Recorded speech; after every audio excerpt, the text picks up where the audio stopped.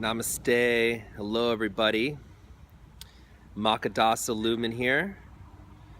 And today's video is on what is the reason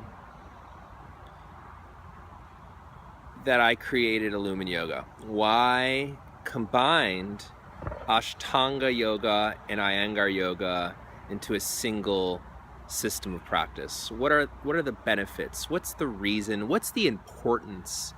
Why should you care? Right? Like, what's the big deal? So that's the topic. And I'll start off by saying that there are teachers that are doing similar things to what I have done. Hello. Here in Oregon, there's lots of lovely wildlife. Never even heard that type of bird before. So there's teachers that have done what I have, that are doing and have done what I'm doing here with Elumen Yoga, of combining elements of Ashtanga Vinyasa Yoga and Iyengar Yoga into a single system of practice. So teachers like Mati Israedi, who is the co-founder of Yoga Works, which is a yoga studio in Los Angeles, greater Los Angeles area, one of the first major popular yoga studios in America. She's studied with Pattanhi Jois extensively and BKS Iyengar. And she is still teaching, and she's been teaching for a long time. And she is quite popular and travels around the world doing workshops and trainings. And she teaches in her teacher trainings and in her workshops alignment of Ashtanga poses. So she takes the Ashtanga syllabus, yoga pose, asana syllabus, and she teaches the alignment that stems from Iyengar Yoga and her own knowledge on how to properly practice each asana. I took a workshop with her in Chicago at Yoga View maybe 4 years ago. I mean, sometimes we spent I think we spent a half hour on Trikonasana triangle pose. She made me hold plank pose, top of a push-up, for 3 minutes. Working on Ustrasana, camel pose, for an hour at the wall, not at the wall, deep alignment work, right? Using props. And she is specifically known as an Ashtanga yoga teacher, even though she's dived into Iyengar practice even before she went into Iyengar, and still does. So she's a great example of someone who is successfully blending the two styles of Iyengar and Ashtanga Yoga. Other teachers like Noah Maze, Darren Rhodes, Christina Sell, Amy Apoliti, Sarah Struther, Christina Corso. These are fabulous teachers that have also teach their own style of yoga that they have created that combines elements of Ashtanga and Iyengar Yoga. And they're successful at doing it. So I'm not trying to reinvent the wheel here or say I am doing something that has never been done by anyone. No, I am in a way, because what I've created with Elumen Yoga is unique and very specific. But I'm not the first to blend these two systems together. Darren with a yoga hour, he doesn't actually, it's not a thing where he's I've combined Ashtanga and Iyengar Yoga. Noah, who has Yoga Maze, it's not a specific element and focus highlight that I'm combining Ashtanga. There are a lot of teachers, other teachers too, teachers that teach Vinyasa flow classes, teachers that teach vinyasa classes with alignment focus, pose focus classes. They are all teaching a hybrid of Ashtanga and Iyengar Yoga, even whether they know it or not. So I just wanted to come out and say that I realize I am not the first person to think of this idea, but what I have created with Elumen Yoga is very specific and unique and unlike anything I have currently seen out there. And why did I do it? So why so specifically am I taking very specific elements from Ashtanga Vinyasa and Iyengar Yoga into a single system? Before I answer that question, I just want to give some history to all of those who might not know much about Ashtanga Iyengar, because from what I've noticed is that a lot of students either have done Ashtanga Yoga but never Iyengar Yoga, or some students have done Iyengar Yoga but never Ashtanga Yoga. It's usually more students have done Ashtanga Yoga than Iyengar, because Iyengar Yoga is very, very specific, like Ashtanga. For instance, here in Portland, the Portland proper, there's only like one Iyengar Yoga studio, where Ashtanga is offered at more studios. You could find it usually at the Vinyasa type of studio in town. So I just want to give some background here and some history. Pattanhi Jois, we'll start here, and BKS Iyengar are the creators of Iyengar Yoga and Ashtanga Vinyasa Yoga. Their teacher is T. Krishnamacharya of Mysore, India. And let's start with Iyengar. Iyengar, BKS Iyengar, was born a sick child. He was born with diseases and sicknesses. He was very weak up until the age of about 16, 17, 18. And nothing was working for him, and he was very weak. He was very sick. And his sister married this very well-educated, brilliant master of yoga, T. Krishnamacharya. And BKS Iyengar went to visit his sister one day and met his brother-in-law, and was telling him his condition, and Krishnamacharya was like, "You should take on yoga. I think it will help. Come live with me and your sister, and I will teach you." So he did, and he went to a school, a very small school for boys in India, young men, young teens, to learn yoga, asana, pranayama. And he went to that school every day and had a very deep, very intense practice of yoga. And long story short, yoga healed him from his sicknesses and diseases completely. And in that school that he went to, that Krishnamacharya was leading, which was designed for young boys of India, BKS Iyengar met Pattanhi Jois. Pattanhi Jois was also in that school.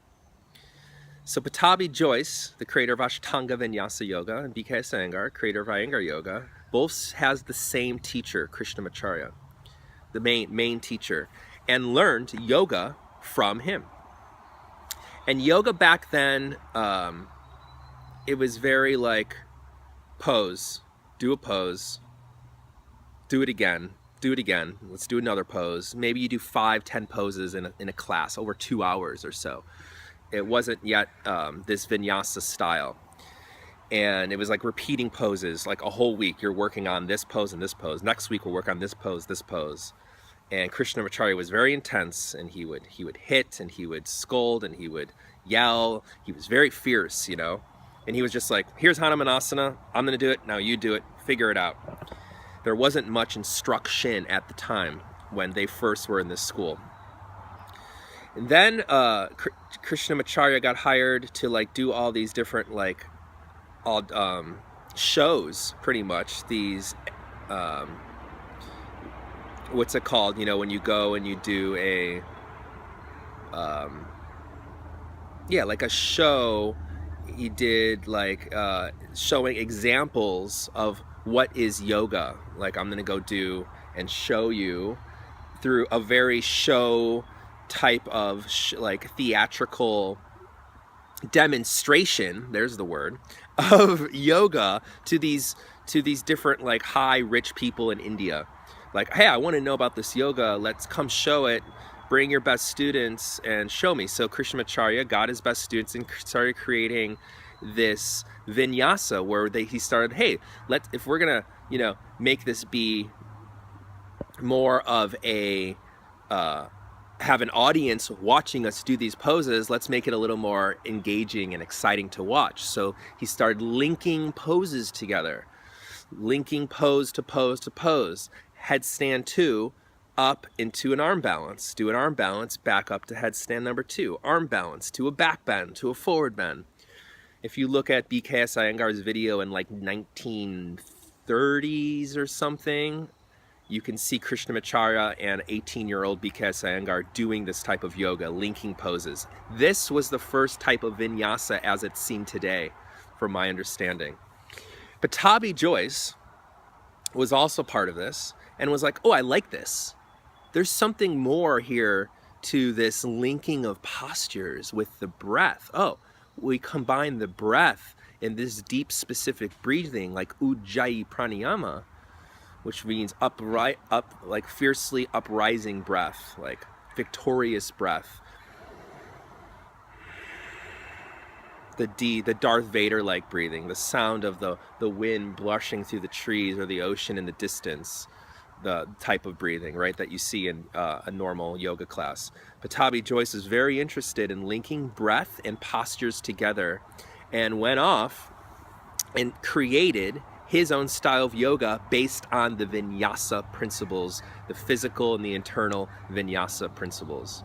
Linking of the breath, balancing of the inhalation and the exhalation, linking it with poses to create a single practice where it's pretty much non-stop from beginning, samastitihi, tadasana, mountain pose, to the end, shavasana. It's a constant flow of moving, linking poses with the breath. So Pattanhi Jois went off from Krishnamacharya's school and started to develop this style of yoga. Start teaching it to his kids, start getting more students, and eventually Tim Miller, Richard Freeman, Mati Israedi, Eddie Stern, number of wonderful teachers got interested in this teacher, specifically Tim Miller, who brought Pattanhi Jois to America. And this was already, Pattanhi Jois I think was like 60, in his 60s, when he first came to America and started teaching Americans this vinyasa system. And that was in San Diego, California. I don't know the exact date, I think it was around the 60s. Then Amati brought Guruji, Pattanhi Jois, to Los Angeles, and he was already, this system was deeply developed. Like, it was known, and it was just being practiced mostly by Indians in India. So it wasn't until this late 60s-ish that this vinyasa style of yoga got brought to America. And there's other teachers that I'm forgetting and I'm not naming who have also studied with Guruji Pattanhi Jois that also were a part of bringing that system to America. Not just these teachers, just to be clear. These are just teachers that I'm familiar with and that I've practiced with, that I've heard these stories from. So we're looking at the late 60s. People, Americans, Europeans, are starting to get interested into vinyasa and start to go to study with Guruji Pattanhi Jois in India, and are also bringing them to the States. And people are getting pretty, starting to get a little popular. You know, back then not a lot of people are doing yoga. It was kind of this very metaphysical, woo-woo type of thing. Ashtanga, Vinyasa, the primary series, intermediate, advanced series, they're very physically demanding series, right? People that were getting into them were already kind of like hippie-ish, out there into meditation, and pretty strong and athletic, I'm gonna say. They either have had a yoga practice or have had some sort of physical practice, because it's a very intense, physically demanding practice.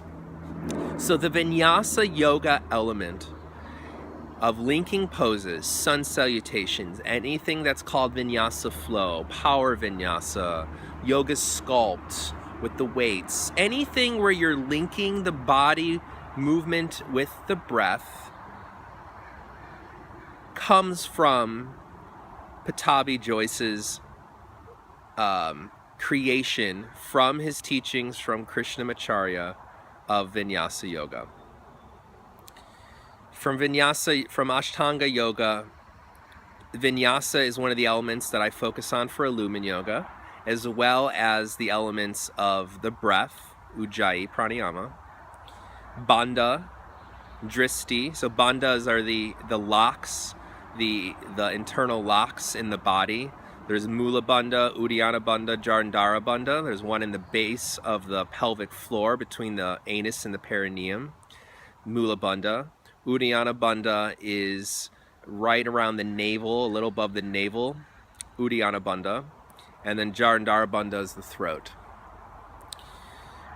They focus on that a lot in the Ashtanga Vinyasa sequences. And then Dristi, the gaze, the eyes, what are the eyes doing? And Mudra, so the connecting, the linking, the joining together of the subtle energies of the body, the apana and the prana, the flow of the inhalation and the exhalation of the breath.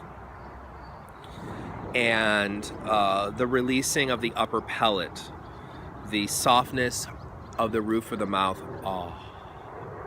down, which opens up the Sushumna Nadi, the center column in the body from the tailbone up through the third eye to the crown of the head, where the chakras, the energy wheels, the energy centers of the body live, aligning and opening up the Sushumna Nadi.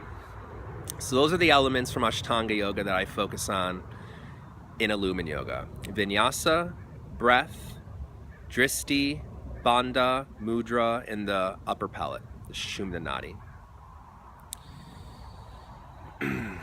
So that's Ashtanga. That's kind of like the history of Ashtanga. From Iyengar Yoga, B.K.S. Iyengar learned from Krishnamacharya, as did Pattanhi Jois, and then went off to create his own style. He's like, okay,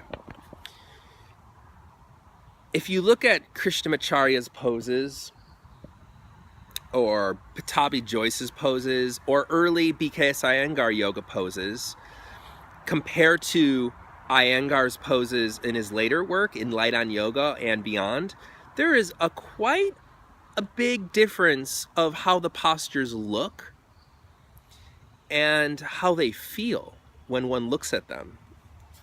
You'll see a picture of Krishnamacharya doing Warrior 2, Virabhadrasana 2, for instance, and then look at a picture of Iyengar doing Warrior 2 in his 60s. There is a massive difference of the pose he learned from Krishnamacharya and the pose he then continued to develop.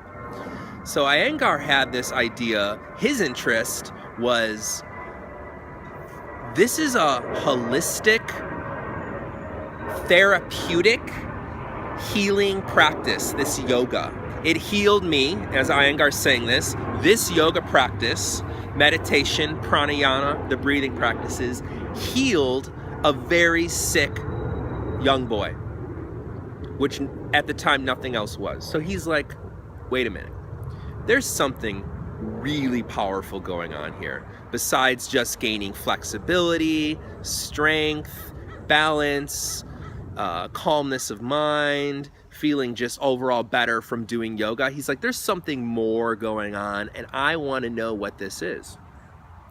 So he started to deeply, oh, it's a cool dragonfly, deeply focus on doing a pose and then realizing, what is the effects of this pose? What is it doing to my body, mind, and spirit? How is it connecting me to God? Doing the pose again, practicing it, refining it. What if I move my foot here? What if I move my knee here? What if I shift my hips this way? What if I move my chest more this way? Refining, refining, taking pictures, refining. And I've heard from Manu Somanos, 40-year student of B.K.S. Iyengar, that The Light on Yoga, the book by BKS Iyengar, where he has all these poses, might have been the first time that someone has actually seen their yoga poses in such detail, because photography back then wasn't that known in the middle 60s in India. So he took all these pictures of himself and was like, looked at the pictures, BKS Iyengar was like, whoa, that's what I look like? Oh my gosh, okay. I'm gonna go back and make it better. Better as in, can I become more aligned to reap more of the full benefits of this pose? So benefits of the pose. He would then practice the poses on himself and see what happens, but he also would practice the poses with other people that were sick or had back pain or injuries or conditions, and realized, I do this pose this way, this type of alignment, maybe with this type of prop, holding for this amount of time, this many days a week, and these are the results. He was a scientist, he was an alchemist. He was like, I'm gonna do this and see what happens. I'm gonna tweak it and do this, see what happens. That was his main thing. And also, how can I make yoga accessible, he was thinking, to the world? So he invented props. Especially when he came to America and Europe, all these stiff people trying to do yoga, he's like, oh my gosh, okay, how do I get people to do triangle pose? How do I get people to do headstand? They might not be able to ever do headstand because they have this neck thing. Oh, wait a minute. What if I give them ropes and put them upside down on a wall so there's nothing on their neck, but they could still go upside down? What if I give them a block for their bottom hand in triangle pose so they could actually straighten their legs and turn their chest and get the full extension of the spine? Oh my gosh. So he created props. He created props combined with figuring out what each pose does. Every pose in Light on Yoga, I think there's like 400 poses or so, has the effects. On the back of the book in Light on Yoga, you go and it says, diabetes, ulcers, obesity, addiction, diabetes, depression, low back pain, upper back pain. Do this pose, do this pose, do this pose, do this pose. I mean, I can't even imagine how much time and focus and deliberate concentration one would need, and awareness of the body to actually realize that and have it be true, right? I mean, it's easy to just be like, oh yeah, I do Trikonasana, it helps with my low back pain. But the deeper things, like this helps with diarrhea or this or that, I mean, that comes from experience. So that is tremendous work. And I don't know any other yogi who has done that type of work. So that's what makes Iyengar Yoga really unique. That was Iyengar's focus. Pattabhi Jois was very focused on creating these vinyasa sequences for the same purpose as Iyengar, to create ultimate healing, clarity, and alignment with God. But he was focused more on the vinyasa element. The inner vinyasa work, connecting and lining the breath and the energies in the body, and the physical vinyasa of moving the limbs and the body to create the inner energy vinyasa. That was Pattabhi Jois's focus. Iyengar's focus was more on what is the exact proper way to do this posture for you specifically on this day with your condition. And how can we get you in as many poses as we can? Looks like I'm running out of battery.